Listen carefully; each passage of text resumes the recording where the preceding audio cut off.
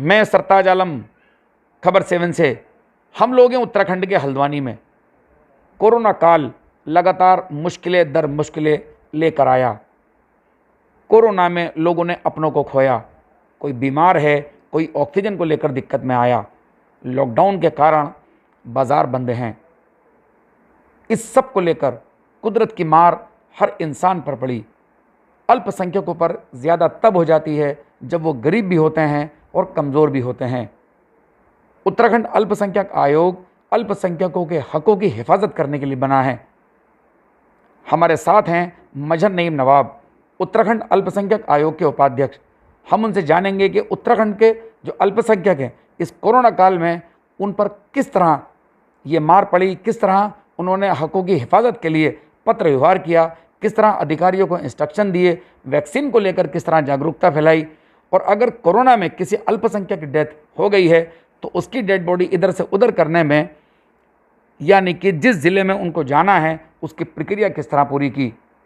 अल्पसंख्यक मजदूर हैं, उनको आर्थिक मदद के तौर पर आयोग क्या काम कर रहा है, इन सब चीज़ों में बात करते हैं और जानते हैं। जब ये बीमारी एकदम से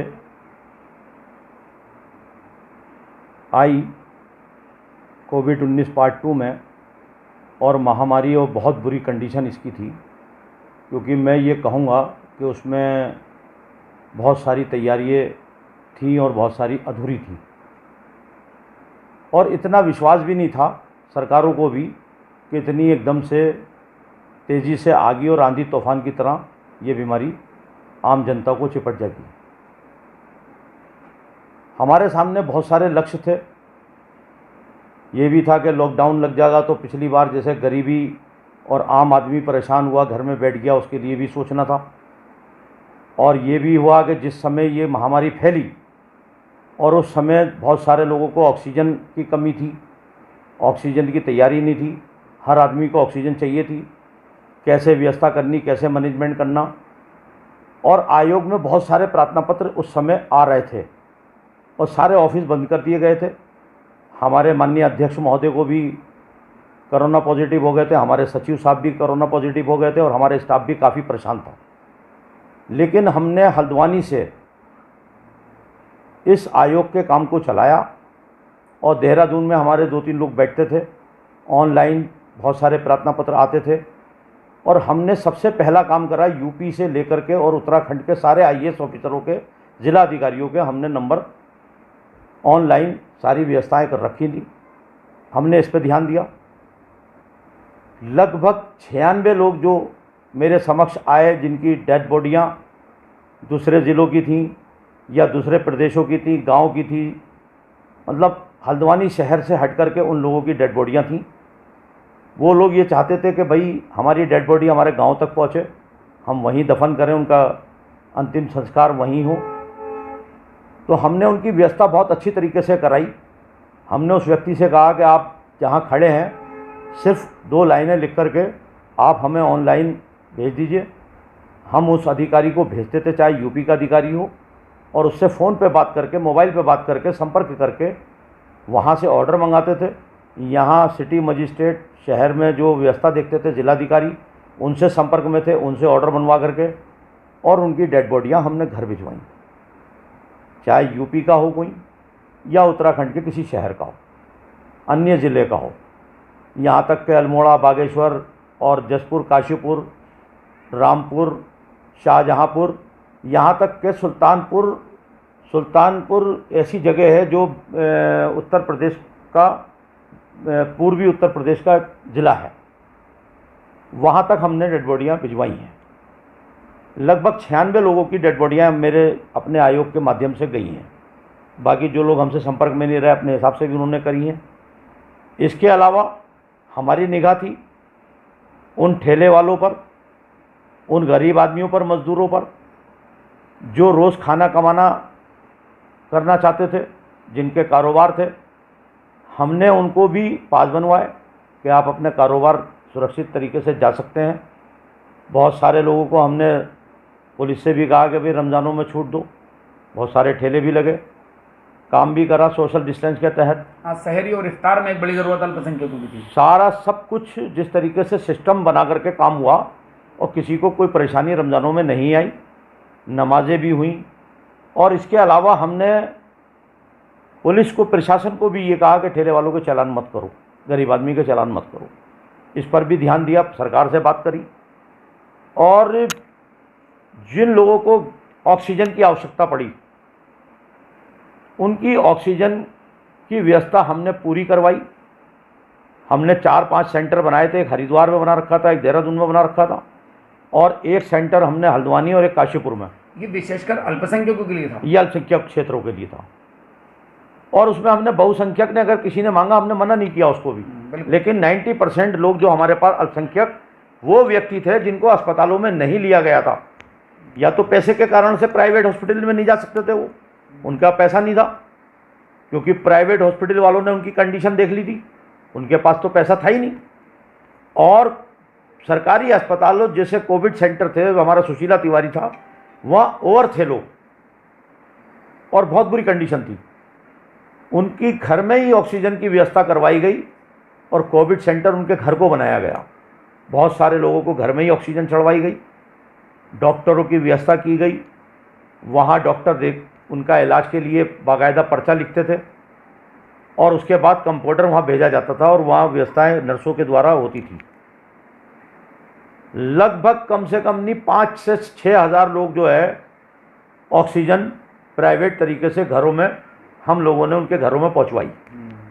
लेकिन हमने कोई प्रचार प्रसार नहीं किया इसका कि हम वहाँ ऑक्सीजन पहुँचा रहे हैं और एक सिलेंडर लेकर के फ़ोटो खिंचाते हैं, ये हमने नहीं किया, क्योंकि ये वक्त भी नहीं था राजनीति करने का। बिल्कुल। ये तो अल्लाह की राह पर हमारा काम था। अल्लाह को हमने हाजिर नाजिर करके, क्योंकि बुरा टाइम था और ये अल्लाह ताला ने हमसे मदद करानी थी और उसने ये ताकत दी थी, उसी ने इंतज़ाम किया और उसी के हिसाब से हमने मदद की। उसके बाद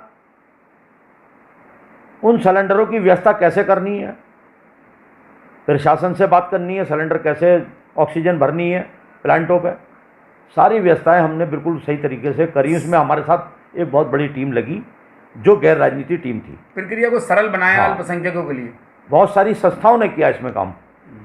मैं उन संस्थाओं की भी तारीफ़ करना चाहूँगा। एक काशीपुर के लोहा के नाम से उनकी एक फर्म है, मिस्टर शहदाब साहब, उन्होंने मुझे फ़ोन करके अपनी संस्था का नाम बताया। उस संस्था ने कम से कम नहीं 250 सिलेंडर उपलब्ध कराए और बहुत अच्छा काम किया। इसमें गैर राजनीति लोगों ने भी काम किया। मैं ये कहूँगा कि खाली ये भारतीय जनता पार्टी के लोग या हमारे आयोग की तरफ से, इसमें बहुत संस्थाओं ने काम हमारे साथ मिलकर के किया और उन्होंने मदद की। अगर किसी व्यक्ति के हमने मोबाइल में अपने मैसेज छोड़े थे, व्हाट्सएप पे मैसेज छोड़े थे कि अगर कोई व्यक्ति परेशान है वो हमें फ़ोन करे, उसकी परेशानी वहीं बैठ कर के हल करेंगे।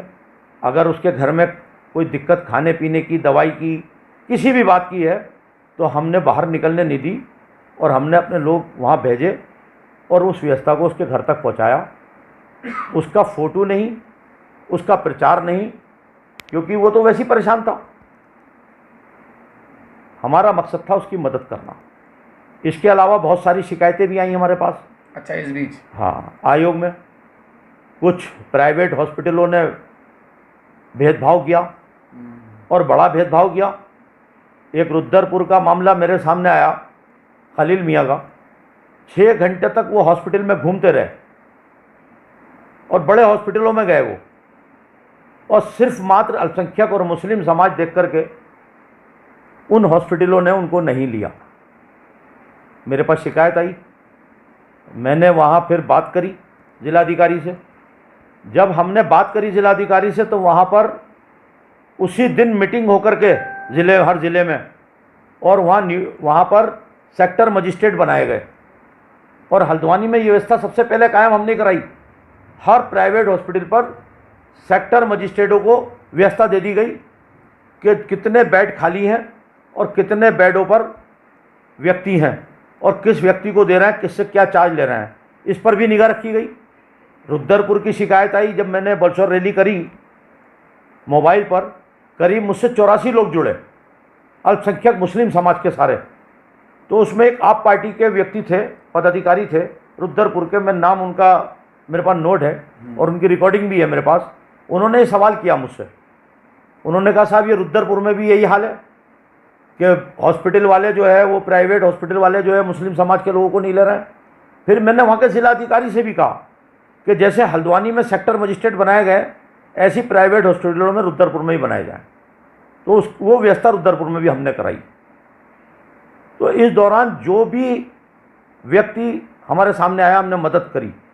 अब वो बुरा टाइम थोड़ा सा कम हो गया है और आज कोरोना जो है काफ़ी संख्या में कंट्रोल में है। काफ़ी कम पेशेंट आ रहे हैं, काफ़ी कम पेशेंट हैं, लोग परेशान भी कम हैं। अब ऑक्सीजन की भी आवश्यकता नहीं है, लोग बीमार भी कम है। लेकिन जो भविष्यवाणी की गई बच्चों के लिए तीसरी लहर की या एक और बीमारी जो नई ब्लैक फंगस के नाम से चल रही है और कई फंगस उसमें आ गए, उस पर भी हमारा ध्यान है। हम मुस्लिम समाज को जागरूक करना चाहते हैं कि जल्दी से जल्दी, क्योंकि हम पिछड़े हुए हैं। अगर हिंदुस्तान में वैक्सीन का अगर हम पूरा रिकॉर्ड उठा करके देखें तो 34% आबादी जो मुस्लिम अल्पसंख्यक समाज की है, तो वो आबादी मात्र 1% वैक्सीन की तरफ को गिर गई है अभी तक। ये बड़ी चिंता का विषय है। अभी लोग ये बहुत बड़ी चिंता का विषय है और हम इस पर काम करना चाहते हैं। हम चाहते हैं अपने लोगों से, हम अल्पसंख्यक मुस्लिम समाज के लोगों से ये निवेदन करना चाहते हैं और आपके माध्यम से कि वैक्सीन से डरे ना। वैक्सीन की किसी भी, अगर किसी को कोई परेशानी आती है, किसी को ऐसा लगता है वैक्सीन लगाने में दिक्कत हो रही है, तो वो हमसे संपर्क करे, उस परेशानी को हम दूर करने की कोशिश करेंगे। और इंशाल्लाह जिन लोगों ने वैक्सीन लगाई है वो उनसे संपर्क करें वो लोग और उनका हाल जानें और फिर हिम्मत बांधें और वैक्सीन लगाएं। मेरी सबसे निवेदन है अपने मुस्लिम अल्पसंख्यक समाज के भाइयों से कि इस दौड़ में पीछे ना रहें। इसमें नवाब साहब जानना क्योंकि ये तीसरी लहर जो आने वाली है, बिल्कुल ये हमें सेफ रखेगी वैक्सीन से। मैं ये कह रहा हूँ नवाब साहब, आपकी कोशिशों से अल्पसंख्यक कुछ क्षेत्रों में वैक्सीन लगवाने का भी काम इस बीच किया गया है। देखिए, जब मैंने देखा कि बाहर के सेंटरों में अल्पसंख्यक लोग नहीं जा रहे हैं और मुझसे कुछ जनप्रतिनिधियों ने, अन्य दलों के नेताओं ने, पार्षदों ने मुझसे कहा कि साहब वैक्सीन की दिक्कत जो है, लोग जाते हैं वहाँ सेंटर में क्योंकि ऑनलाइन बुक करानी पड़ती है, हमारे यहाँ नहीं करा पाते हैं लोग। बहुत सारे लोगों के पास व्यवस्थाएं नहीं है, किसी के पास पहचान पत्र नहीं है, किसी के पास मैंने बात की रजिस्ट्रेशन, और मैंने हर मुस्लिम क्षेत्र में 4-5 सेंटर बनवाए और इसीलिए बनवाए कि वहाँ जाएं, उन सेंटरों में आधार कार्ड लेकर जाएं, आधार कार्ड नहीं है तो राशन कार्ड लेकर के जाएं, राशन कार्ड नहीं है तो मोबाइल नंबर लेकर के जाएं, मोबाइल नंबर नहीं है तो पड़ोसी का आधार कार्ड लेकर जाएं, उससे अटैच हो जाएगा उनका। क्योंकि अगली वैक्सीन लगने के लिए जो दूसरी लगेगी, दूसरी डोज लगेगी, वो उस नंबर को मोबाइल पे आना ज़रूरी है। वैक्सीन लगाने के लिए रजिस्ट्रेशन होना ज़रूरी है। तो ये सहूलियतें हमने कोशिश की है और ये हल्द्वानी में नहीं की हमने कोशिश ये पूरे उत्तराखंड में जहाँ जहाँ अल्पसंख्यक क्षेत्र हैं, चाहे उधम सिंह नगर हो, हरिद्वार हो, देहरादून हो, हमने सब जगह अल्पसंख्यक क्षेत्रों में वैक्सीन सेंटर कम से कम नहीं 5-5 और 4-4 बनाए हैं। साथ साथ हमने एक और काम किया है कि मलिन बस्तियाँ, पिछड़ी बस्तियाँ, अनुसूचित बस्तियाँ, जो हमारी गरीब बस्तियाँ हैं, ये नहीं कि मुस्लिम बस्तियाँ अल्पसंख्यक बस्तियाँ हैं, अनुसूचित बस्तियों के लिए और पिछड़ी बस्तियों के लिए, मलिन बस्तियों के लिए हमारी कोशिश है कि वहाँ वैक्सीन सेंटर हम लगाएंगे और लगा रहे हैं। और हर व्यक्ति को हम वैक्सीन के लिए जागरूकता लाएंगे, कोशिश करेंगे कि हर व्यक्ति जल्दी से जल्दी वैक्सीन लगवाए और जो हमारे बच्चे हैं उनको वैक्सीन लगे। जब तक पूरा हिंदुस्तान वैक्सीन नहीं लगागा तब तक हम पूरी तरीके से सुरक्षित नहीं हैं। नवाब साहब, आर्थिक तौर पर एक लोग बड़े तनाव में हैं क्योंकि बहुत सारे हम देखते हैं अल्पसंख्यकों में प्लम्बर हैं, कारीगर हैं, हाथ के कारीगर हैं, छोटा काम करने वाले हैं, पुताई करने वाले हैं, मजदूर हैं, मिस्त्री हैं। ये बहुत बड़ी एक ऐसी तादाद है जो कि आर्थिक तौर पर पिछड़ गई है।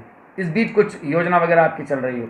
देखिए, अल्पसंख्यक वित्त विकास निगम में हमारे पास पैसा आता है अभी हम बहुत जल्दी माननीय मुख्यमंत्री जी के साथ बैठक करने वाले हैं और एक योजना हमने बनाई है और सरकार उस पर काम भी कर रही है। ये सरकार सुविचार भी कर रही है, भारत सरकार भी उस पर विचार कर रही है कि जो हमारे ठेले वाले हैं, हमारे मजदूर तबके के लोग हैं, जैसे कोई छोटे छोटे ठेके लेते हैं, फ्रूट का ठेला लगाते हैं, ब्यूटी पार्लर की दुकानें हैं और हमारी चाय की दुकानें हैं, बिल्कुल रेस्टोरेंट हैं, वो पूरी तरीके से टूट गए हैं।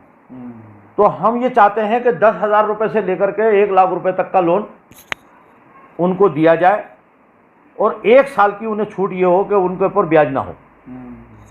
1 साल तक उन पर कोई ब्याज नहीं और 6 महीने बाद उनकी किस्तें शुरू हों और उस लोन को वो चाहे तो 1 साल के अंदर निपटा दें बगैर ब्याज के, और आगे 1 साल के बाद अगर वो रिन्यूअल कराना चाहते हैं तो उनको जो ब्याज मिनिमम हो वो ब्याज उनसे लिया जाए।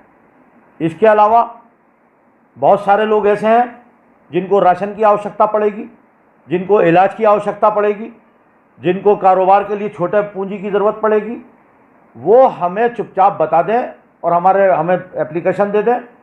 बहुत सारी हमारे पास संस्थाएं भी हैं और हम भी खुद भी उन संस्थाओं से जुड़े हैं, हम उनसे भी उनकी मदद कराएंगे। और इस जो महामारी की भारी तबाही से देश बचा है और ये कोरोना की जंग में मैं पूरी तरीके से ये विश्वास दिलाता हूँ कि आप सबके साथ हूँ और अपनी जनता के साथ हूँ और आम उस गरीब आदमी के साथ हूँ जिसको कोई परेशानी है तो वो मेरे मोबाइल पर संपर्क कर सकता है। इंशाल्लाह दूसरे हाथ को पता नहीं लगेगा, दूसरे व्यक्ति को उसकी परेशानी के बारे में जानकारी नहीं होगी, उसकी परेशानियों का समाधान हम करेंगे। इसी विश्वास के साथ हम आयोग में बैठे हैं और आयोग में किसी तरीके की भी कोई शिकायत कर सकता है। अगर वो पीड़ित है उसकी शिकायत पर तुरंत जो है प्रार्थना पत्र पर हम निस्तारण कर रहे हैं। और लॉकडाउन के समय में लगभग हमारे पास 40 से 50 प्रार्थना पत्र ऑनलाइन आए हैं, हमने उनका भी निस्तारण कर दिया है। अच्छा, अभी भी मतलब कार्रवाई चल रही है? कार्रवाई चल रही है। 50 के 50 प्रार्थना पत्रों पर कार्रवाई हुई है। रुद्रपुर की एक बड़ी घटना हुई थी, एक बच्चे से एक्सीडेंट हुआ था, उसके परिवार वालों को ला करके 6 पुलिसकर्मियों ने शराब पी करके बुरी तरीके से मारा था, जिसकी शिकायत आई थी। वो बशरे थे। हमने तुरंत 6 पुलिस वालों के खिलाफ कार्रवाई करा करके उनको निलंबित कराने की कार्रवाई उधम सिंह नगर रुद्रपुर में कराई है। उनके खिलाफ मुकदमा कायम हुआ है और विभागीय कार्रवाई हुई है, निलंबित हो चुके हैं वो पुलिस वाले। इसी तरीके से कई अधिकारियों के खिलाफ भी जिन्होंने भेदभाव की घटना हमारे सामने आई, उनके खिलाफ भी कार्रवाई हुई है। बहुत सारे हॉस्पिटलों के खिलाफ हमने मामले दर्ज करे हैं जो कि पैसा ज़्यादा लिया गया है। और एक परिवार में हमारे पास शिकायत आई है, करीब उस परिवार के 4 लोग जो एक हॉस्पिटल में ख़त्म हुए हैं और उन चारों लोगों से काफ़ी पैसा लिया गया है। वो भी हमने एक कमेटी गठित करके अपर निदेशक स्वास्थ्य कुमाऊं को दी हमने जांच। ऐसे भी प्रार्थना पत्रों का हमने निस्तारण किया है 50 के आसपास, क्योंकि 24 घंटे के अंदर उन प्रार्थना पत्रों पर कार्रवाई हुई है। और आगे भी आप कोई भी शिकायत करता अगर हमें प्रार्थना पत्र ऑनलाइन देगा तो उसको तुरंत कार्रवाई करके और उस प्रार्थना पत्र का निस्तारण किया जाएगा। नवाज साहब, एक आखिरी सवाल आपसे ये है कि जो अल्पसंख्यक गरीब हैं और अब जब कोरोना जैसे धीरे धीरे कम हो रहा है और उसके बाद फिर वो अपना कारोबार या जिस तरह से शुरू करेंगे, तो उनके सामने एक नई दिक्कत ये होगी कि उनके पास एक भी रुपया नहीं है और खाने तक के लाले कई जगहें ऐसी हैं जहाँ पर ये दिक्कत है। तो जैसे पिछले लॉकडाउन में राशन या कुछ रुपये उनके खातों में डालने की एक योजना चली थी, क्या इस बार भी इस तरह की कुछ योजना पर काम चल रहा है? हाँ, इस पर जो है भारत सरकार, उत्तराखंड सरकार, अन्य राज्यों से मीटिंग माननीय प्रधानमंत्री जी की हुई है और इस पर योजना बनाई जा रही है। उत्तराखंड में तो योजना बन चुकी है, कैबिनेट में पास हो गई है। एक तो राशन की दुकानों पर जो है 2 किलो चीनी और 20 किलो अनाज फ्री देने की योजना है, वो शुरू हो गई है। 4 महीने तक हम देंगे उन्हें। इसके अलावा भी जो किटें पिछली बार बटी थी सरकार द्वारा, उन पर भी विचार हो रहा है। जैसे ही व्यवस्थाएं बनेंगी और जो जनता से मैसेज आएंगे, लोगों की दिक्कतें सामने आएंगी, सरकार उसके लिए पूरी तरीके से तैयार बैठी है और सरकार उनकी मदद करेगी। हम बहुत सारी योजनाएं लाएंगे। 1,000 रुपये हम सोचते हैं कि कम से कम सरकार खातों में उन मज़दूरों के डाल दे जो काम स्टार्ट करने जाएँ तो अपना कम से कम 1 महीने का राशन वो 1,000 रुपये से 2,000 रुपये तक भर लें। और इसके अलावा भी जो लोगों की पेंशन रुकी हुई हैं, विधवा पेंशन, विकलांग पेंशन और तनख्वाहें रुकी हुई हैं, जैसे हमारे बहुत सारे आशा वर्कर हैं और इसके अलावा जो मानदेय पर काम करने वाले लोग हैं, जो फैक्ट्रियों में काम करने वाले लोग हैं, हमने श्रम विभाग और एक अपने जो ये क्या नाम है सिटकुल की जो एक इनकी एमडी को हमने बात की है कि कम से कम 2-2 महीने की तनख्वाह उन व्यक्तियों को जो मजदूर वहाँ काम करते हैं उनकी 2-2 महीने की तनख्वाह सिटकुल से जो है फैक्ट्री वाले देंगे। अगर कोई व्यक्ति प्राइवेट काम करने वाले को तनख्वाह नहीं मिलती है आदि और उसका मालिक उसको तनख्वाह नहीं देता, वो हमसे संपर्क कर सकता है। आयोग में हम सुनवाई करते हुए उसको तनख्वाह भी दिलवाएंगे, ये हम वादा करते हैं। और किसी को भूखा नहीं रहने देंगे, किसी को परेशान नहीं होने देंगे। हमने अपने मोबाइल नंबर जारी किए हैं, हर वक्त तैयार हैं। अगर कोई व्यक्ति अगर वो अपनी परेशानी को रखता है, उसकी परेशानी का समाधान किया जाएगा। जिस तरीके से भी उसकी मदद होगी, सरकार की योजना के तहत हो या सरकार के द्वारा हो। और सरकार एक बड़ा पैकेज अनाज के रूप में गरीबों में बांटने वाली है और दवाइयाँ बांटने वाली है और बहुत सारी योजनाएं बांटने वाली है। इस दौरान सरकार ने एक बहुत बड़ा काम किया, जो कोविड हॉस्पिटल बनाए और 21 दिन के अंदर 40 हॉस्पिटल पूरे उत्तराखंड में तैयार हो गए हैं, जिसमें हल्द्वानी में भी 2 हॉस्पिटल तैयार हुए हैं। आज रुद्रपुर में भी 2 हॉस्पिटलों का उद्घाटन हुआ है, 500 बेड के। तो ये एक स्वास्थ्य क्षेत्रों में जो अंतिम छोर में जो अस्पताल था, जो वीरान पड़ा था, उसको भी आबाद करने का काम सरकार ने किया। 40 हॉस्पिटल हमने पूरे उत्तराखंड में तैयार करे हैं।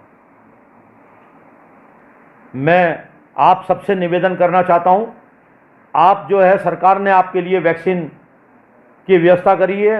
नज़दीकों में आपके घर के बराबर में सेंटर खोले हैं। आप सब लोग जितनी जल्दी हो अपने बच्चों को, अपने घर वालों को, अपने बुजुर्गों को, सबको वैक्सीन लगाएं। और वैक्सीन में किसी तरीके की आपको परेशानी दिखती है तो आप संपर्क करें। वैक्सीन लगाने में परेशानी दिखती है, हम आपके घर के बराबर में सेंटर खोल देंगे। हमने मोबाइल टीमों का इंतज़ाम किया है। हम चाहते हैं कि मोबाइल टीम आपके घर पे जाए और आपको वैक्सीन लगाए। ये व्यवस्था भी सरकार ने की है। मैं आप सबसे निवेदन करना चाहता हूं, इस कोरोना की जंग को अगर जीतना है तो वैक्सीन लगानी है, हर हालत में वैक्सीन लगानी है। इसके अलावा आपके अड़ोस पड़ोस में अगर किसी आदमी की मदद आप करेंगे मिलकर के हमारे साथ, तो इसका भी सवाब आपको मिलेगा। मैं आप सबसे निवेदन करता हूं, आपको अपने पड़ोसी का ख्याल रखना है। अपने अगर पड़ोस में कोई व्यक्ति आपके भूखा है, परेशान है, अगर आपसे मदद हो सकती तो आप मदद करिए। आपसे मदद नहीं हो सकती तो आप हमारे तक लाइए, हम उसकी मदद करेंगे।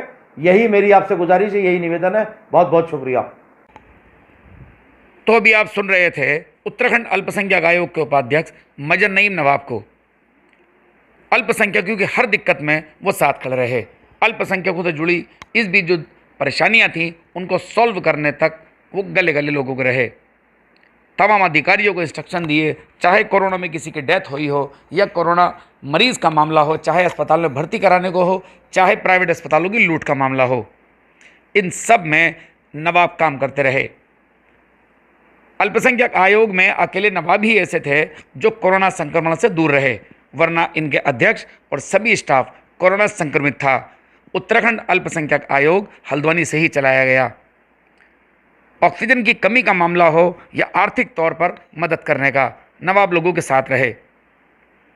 वैक्सीन को लेकर वो अल्पसंख्यकों को विशेषकर जागरूक करना चाहते हैं, क्योंकि आज भी बहुत सारे अल्पसंख्यक ऐसे हैं जो कि हिचक रहे हैं और भ्रम की स्थिति बनी है।